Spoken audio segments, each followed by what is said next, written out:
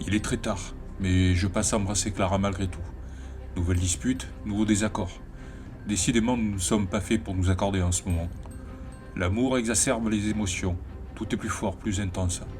J'aurais pas dû rentrer. Mieux vaut y aller. Je la laisse là, en larmes. Je fais un dernier point sur mon matériel. J'ai tout ce qu'il me faut. Il est 3h30 et je me mets en route pour la banque de données. Je démarre et fais le point sur les systèmes de défense qui m'attendent. Une banque d'État, c'est du gros gibier pour moi. Je n'ai pas droit à la moindre erreur. Je gare le speedster à une centaine de mètres de la banque et m'approche à pied vers l'entrée principale. Le bâtiment, hérissé de pylônes sur lesquels sont fixés des projecteurs, baigne dans le calme de la nuit. En face de moi, l'unique entrée est un portail de 3 mètres de haut, encadré par 2 piliers. C'est par là que j'ai prévu de passer, mais s'en approcher sans avoir neutralisé les systèmes de sécurité relève de la folie pure. D'après le disque de Caligian, l'entrée est truffée de caméras infrarouges et de canons crouleurs autogérés. Je détache de ma combinaison mon brouilleur, le mets en marche et calcule la distance me séparant d'un point du mur d'enceinte, suffisamment éloigné de l'entrée principale. Puis, je lance l'appareil. Celui-ci file dans les airs selon l'angle déterminé et se fixe sur la paroi. Il commence aussitôt à rechercher les fréquences utilisées par les caméras de surveillance. L'appareil remplit bien son office, puisqu'une dizaine de secondes plus tard, mon écran interne m'indique que le brouillage est effectif. Les soldats présents à l'intérieur du bâtiment ne vont pas tarder à réagir. Il faut faire vite. Je fonce aussitôt vers le portail et le franchis d'un bond gigantesque. Une fois à l'intérieur, je désactive le brouilleur. Je prends sur la droite. Je pousse au maximum toutes mes fonctions de détection. J'analyse la zone me séparant du bâtiment. Je ne détecte aucune présence humaine ou autre. Par contre, des dizaines de points rouges se matérialisent dans mon champ de vision. Putain, il n'y avait pas ça sur mes renseignements. Des détecteurs de pression.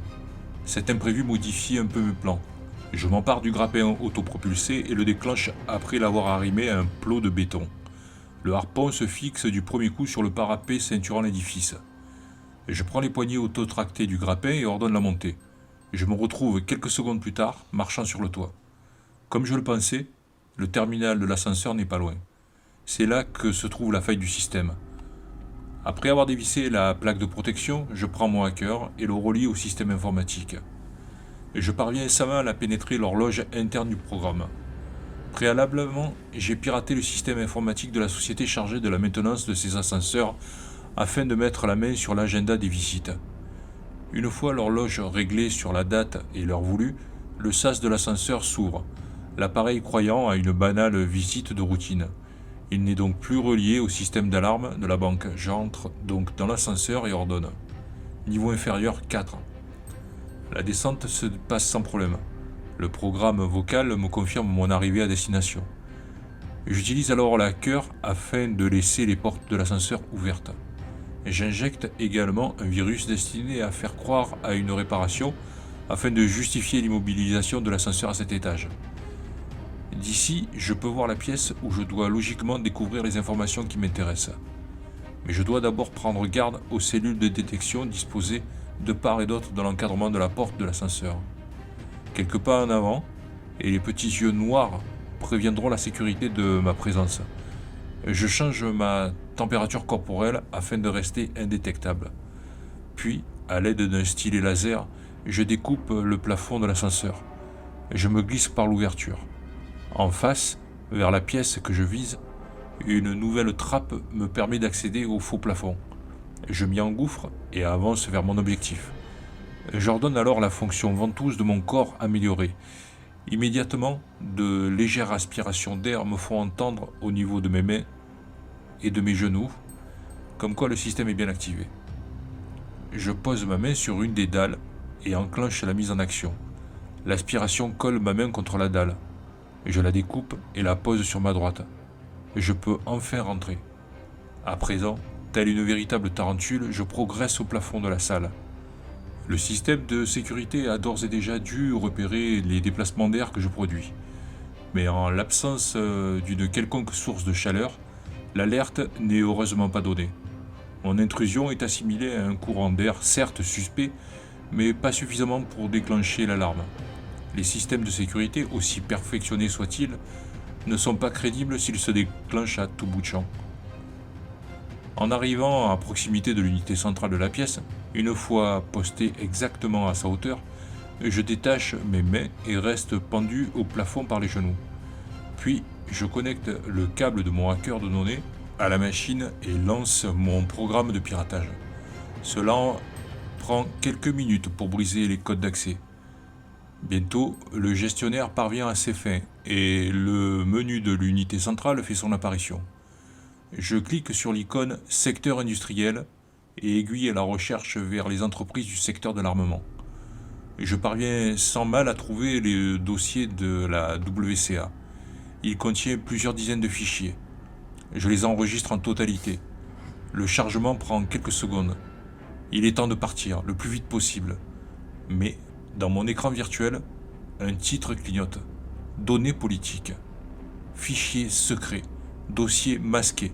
Risque maximum. Et une indication propre au hacker attire définitivement mon attention. Données incongrues. Présence de dossiers inappropriés. Que fait ici ce genre de fichier? Une erreur? Une mauvaise manipulation sûrement. Et je réfléchis quelques instants, disposant d'encore un peu de temps. Et je décide de l'enregistrer. On verra peut-être plus tard de quoi il retourne. Voilà, le chargement est fait. Les données sont désormais en moi, dans ma base de données.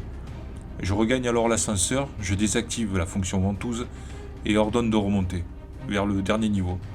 La cabine s'exécute. Je consulte mon horloge interne, le timing que je me suis fixé est parfaitement respecté. D'ici quelques minutes, je serai sorti du bâtiment. Brusquement, l'ascenseur stoppe sa progression. Je suis coincé entre le troisième et le deuxième étage.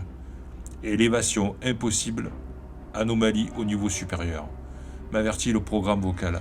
C'est la merde, quelque chose a dû entrer par le sas LCB1 sur le toit. J'ordonne l'ouverture des portes et mets en route mon scanner de mouvement. Aucune source de chaleur n'est repérée. Je dois choisir entre le deuxième et le troisième niveau. Durant le match de Caleb, j'ai eu l'occasion de récupérer des infos très importantes sur les rondes de ce soir. Il vaut mieux pour moi d'éviter de sortir au troisième niveau. La sentinelle qui s'y trouve est particulièrement dangereuse. Je tente de forcer l'accès vers le second niveau. Ça ne marche pas. Le hacker obtient pour seule réponse niveau bloqué, réflexion générale. Je n'ai pas le choix. Il va me falloir affronter une sentinelle redoutable. Je sors au troisième niveau. L'endroit est totalement désert et plongé dans l'obscurité. Pas de sentinelle aux alentours, semble-t-il. Je prends mon Mauser pour plus de sécurité et mets ma vision en mode infrarouge. Je dois me trouver dans un quelconque service administratif. Inutile de tenter de forcer une porte pour le moment, me dis-je. Voyons où mène ce couloir. Il doit bien y avoir des sorties de secours. Et j'avance prudemment vers la droite, quand, derrière moi, de légers cliquetis éveillent mon attention. J'ai à peine le temps de tourner la tête que quelqu'un ou quelque chose m'assène une violente poussée dans le dos. Je tombe à rouler-boulet, j'en perds mon arme. Elle glisse hors de ma portée. Je me retrouve face à mon assaillant. C'est un tigre cybernétique. Cette fois, je suis repéré. L'animal artificiel est une véritable machine de guerre. Sombre, puissante, rapide et très résistante. Des crépitements électriques et les lueurs rouges de son corps annoncent la proximité de sa nouvelle attaque. En principe, ce type de gardien n'est utilisé que dans les lieux dépourvus de sentinelles humaines. Ici, la sécurité est donc doublée. Le tigre est en position prêt à bondir. Je ne peux utiliser les explosifs que j'ai avec moi. L'espace confiné me mettrait sérieusement en danger, et je n'ai plus le choix. J'ordonne la mise en fonction de mon katana criel. La chaîne ceinturant la lame se met alors à tournoyer, et des décharges électriques qui l'accompagnent déchirent l'obscurité du couloir. Nous nous faisons face et entamons une ronde d'observation qui se finira inexorablement par la mort de l'un de nous deux. Nous nous jetons alors l'un sur l'autre en un balai aérien meurtrier. Je me lance vers le tigre. Au dernier moment, je glisse sous lui alors qu'il bondit au-dessus de moi. Souhaitant l'éventrer, je dresse mon katana à son passage. Mais il est extrêmement rapide et ses programmes agissent tout aussi vite que les miens. Alors que j'ai cru avoir atteint ma cible, il a vrillé sur mon flanc et d'un coup de patte, il m'a entaillé profondément l'épaule droite. Je saigne abondamment. En un centième de seconde, je viens de perdre une partie de mes capacités au combat. Le tigre retombe derrière moi. Je me redresse et lui fais face. prompt à m'élancer de nouveau. Je n'ai pas droit à l'échec, c'est mon dernier et deuxième assaut. Je prends mon katana dans la main gauche, je m'élance et saute à nouveau. Cette fois, je tends mon bras au maximum et donne toute la longe possible à mon attaque. Je tranche le premier. L'animal percé entre les pattes avant s'effondre. Je retourne la bête, saisis l'arme à deux mains et l'enfonce plus profondément. J'achève la créature en tranchant son cerveau. Le fauve pousse un dernier hurlement. Ses flux vitaux inondent le sol à mes pieds. Je vais vite récupérer mon Mauser, je n'ai pas encore repris mon souffle lorsque les sirènes se mettent à hurler. Deux champs magnétiques de couleur pourpre apparaissent instantanément. L'un devant moi, l'autre derrière. Me voici coincé entre deux murs de lumière rouge.